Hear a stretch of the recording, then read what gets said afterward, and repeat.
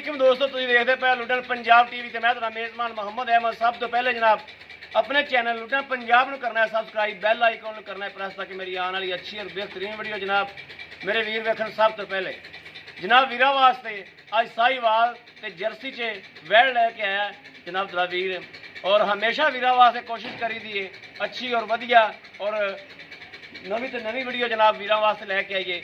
अज भी वीरा जनाब तसल्ली कराने और कैमरामैन है नहीं जनाब, मैं आप वीर तसल्ली करावागा एक एक चीज़ की। पहला वारा जनाब वैड़ सूई है, सूई नूं 6वां दिन है या 8वां दिन है या 10वां दिन है, ये जनाब मालक को तसल्ली करांगे। मगर जनाब बच्चा है और वैड़ का कद लाम वेखनी मेरे वीर ने तसल्ली करनी है। थन बड़ा सोहना जनाब उरे मुठ मुठ का जनाब थन लग्या है। ये जनाब पसमी तां खड़ी है कि मेरे आने तो पहले जनाब ये चुआई इहदी करन लग्या सी, बच्चा छड्डी खड़ा सी, टंगा पाई खड़ा सी। मैं आके जनाब टंगा लवाया इहदा तो मैं क्या वीडियो शूट करन दे फिर चोरी बड़ा छड्ड के टोरी। ए मेरे वीरां ने तसल्ली करनी जनाब हर चीज़ की। लैने देने नसीब की गल है, लैनी मेरे उस वीर ने जिंदे नसीब च होनी है, लेकिन पहलन वैड़ है जनाब तो बड़ी जनाब लाजवाब है। ए मेरे वीरां ने देख लेना तसल्ली कर लेनी, और जनाब वीर दी घर दी है, घर दी वैड़ जनाब ए तसल्ली करनी मेरे वीरां ने। थन बड़ा सोहना लग्या जनाब, मोटा मोटा पावर वाला थन है जनाब, थन बड़ा ही नवाब है वैड़ कोले माशाल्लाह।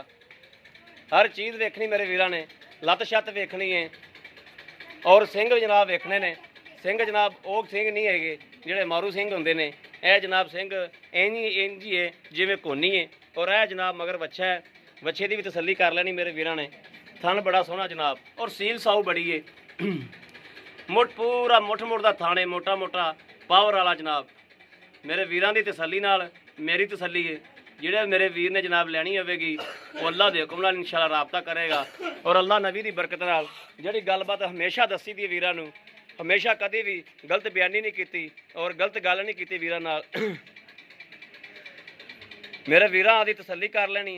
उस तो बाद जनाब कहना कि भाई अहमद सानू लै दिओ या ना लै दिओ, वैड़ वेखनी है और मुल वेखना है।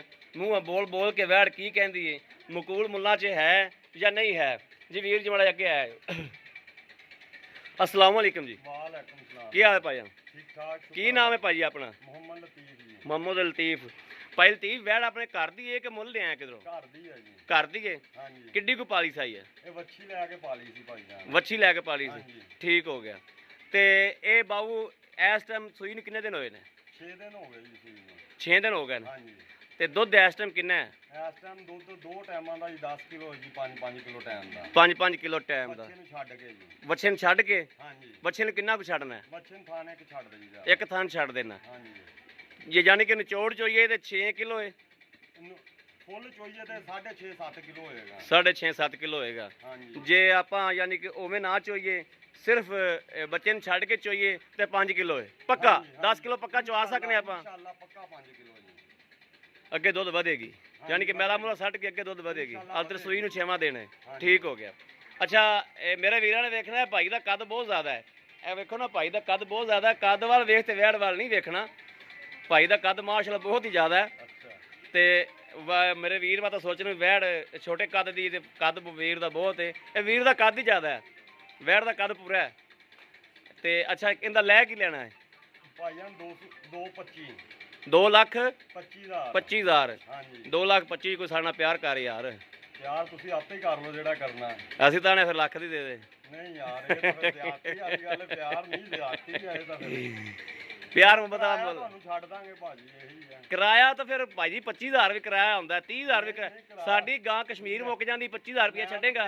ਤੇਰੇ ਹਿਸਾਬ ਨਾਲ ਹੀ ਕਿਰਾਇਆ ਛੱਡਣਾ ਹੈ ਨਾ। ਕਿਰਾਇਆ ਮੋਟਰਸਾਈਕਲ ਛੱਡ 5,000 ਛੱਡ ਦਾਂਗੇ ਤੁਹਾਨੂੰ ਜੀ, ਠੀਕ ਹੋ ਗਿਆ। ਲਓ ਜੀ ਮੇਰੇ ਵੀਰਾਂ ਦੇ ਸਾਹਮਣੇ ਭਾਈ ਥੈਂਕ ਯੂ, ਬੜੀ ਮਿਹਰਬਾਨੀ, ਤੁਸੀਂ ਸਾਈਡ ਤੇ ਹੋ ਜਾਓ। ਮੇਰੇ ਵੀਰਾਂ ਦੇ ਸਾਹਮਣੇ ਜਨਾਬ ਹਰ ਚੀਜ਼ ਦੀ ਮੇਰੇ ਵੀਰਾਂ ਤਸੱਲੀ ਕਰਨੀ ਹੈ ਔਰ ਗੱਲਬਾਤ ਜਨਾਬ ਸਾਰੀ ਜਨਾਬ ਮਾਲਕ ਕੋਲ ਪੁੱਛ ਲਈਏ, ਮਾਲਕ ਕੋਲ ਪੂਰੀ ਡਿਟੇਲ ਵੀ ਲੈ ਲਈਏ। ਔਰ ਕਿਸੇ ਵੀ ਮੇਰੇ ਵੀਰ ਦੇ ਭਰਾ ਦੇ ਪਸੰਦ ਹੋਵੇ ਜਨਾਬ ਰਾਬਤਾ ਕਰ ਸਕਦਾ ਹੈ 0307 00 15 881 0307 00 15 881। ਇਹੋ ਹੀ ਜਨਾਬ WhatsApp ਨੰਬਰ ਹੈ, ਇਹੋ ਹੀ ਰਾਬਤਾ ਨੰਬਰ ਹੈ। ਬਾਕੀ ਉਮੀਦ ਕਰਾਂਗੇ ਸਾਡੀ ਅੱਜ ਵਾਲੀ ਵੀਡੀਓ ਮੇਰੇ ਵੀਰਾਂ ਨੂੰ ਪਸੰਦ ਆਵੇਗੀ। ਪਸੰਦ ਆਵੇ ਕਮੈਂਟ ਲਾਈਕ ਸ਼ੇਅਰ ਆਦੇ ਵੀਰ ਨੂੰ ਜ਼ਰੂਰ ਕਰਦਾ ਰਹਿਣਾ ਤਾਂ ਕਿ ਤੁਹਾਡਾ ਵੀਰ ਤੁਹਾਡੇ ਵਾਸਤੇ ਬਾਹਰ ਫਿਰ ਕੇ ਅੱਛੇ ਤੋਂ ਅੱਛਾ ਜਾਨਵਰ ਲੈ ਕੇ ਜਨਾਬ ਹਾਜ਼ਰ ਹੁੰਦਾ ਰਹੇ। ਬਾਕੀ ਇਸ ਵੀਡੀਓ ਤੋਂ ਆਦੇ ਵੀਰ ਅਹਿਮਦ ਨੂੰ ਦੇਣੀ ਇਜਾਜ਼ਤ। अल्लाह निगहबान, पाकिस्तान जिंदाबाद।